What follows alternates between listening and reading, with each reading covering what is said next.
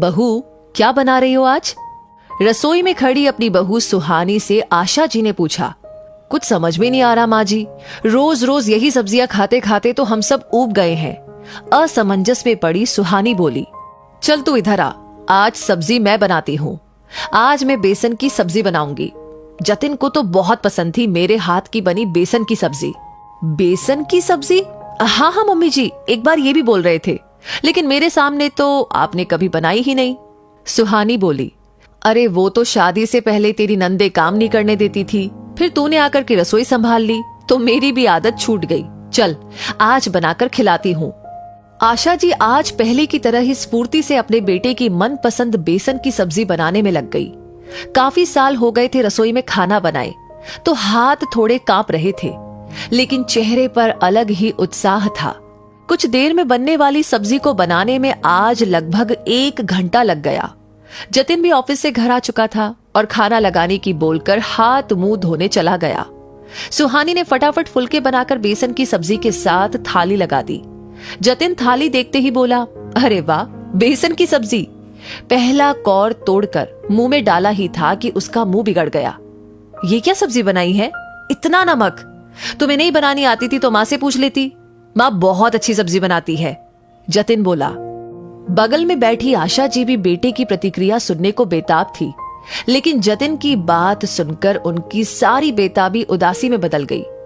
तभी सुहानी बोली, जी वो मैंने पहली बार बनाई थी ना, तो अंदाजा ही नहीं आया, लेकिन अगली बार माँ जी से अच्छी तरह पूछकर बनाऊंगी, या फिर माँ जी को ही बोल दूंगी कि वही बना दे।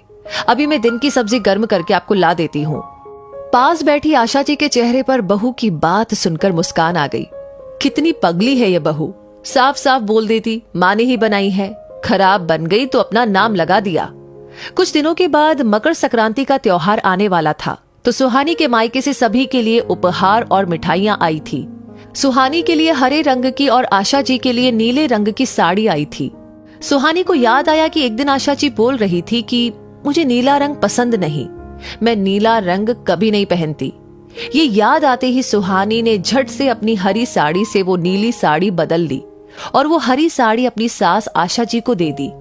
आशा जी समझ गई थी, लेकिन सुहानी की भावना का मान रखने के लिए उन्होंने कुछ नहीं कहा। हाँ, त्योहार पर सुहानी को देने के लिए चुपके से एक सुंदर सी साड़ी लाकर रख ली और मन ही मन बोल रही थी, सच में पगली है ये बहू, अपनी पसंद की साड़ी मुझे दे दी और खुद वो साड़ी ले ली। सुहानी की तबीयत आज कुछ ठीक नहीं थी, इसलिए वो दवा लेकर आराम कर रही थी।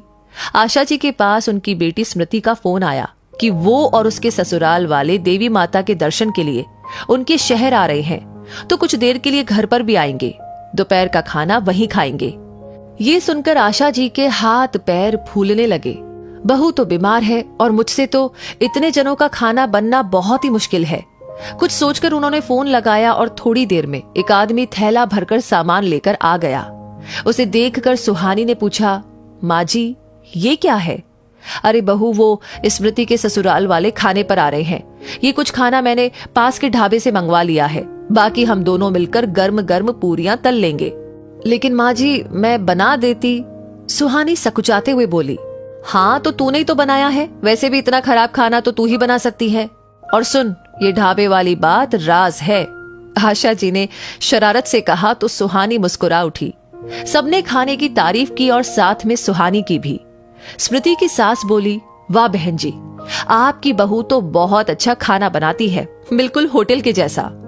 आशा जी बोली, हाँ बहन जी, तभी तो मैं भी खा खा कर फैलती जा रही हूँ।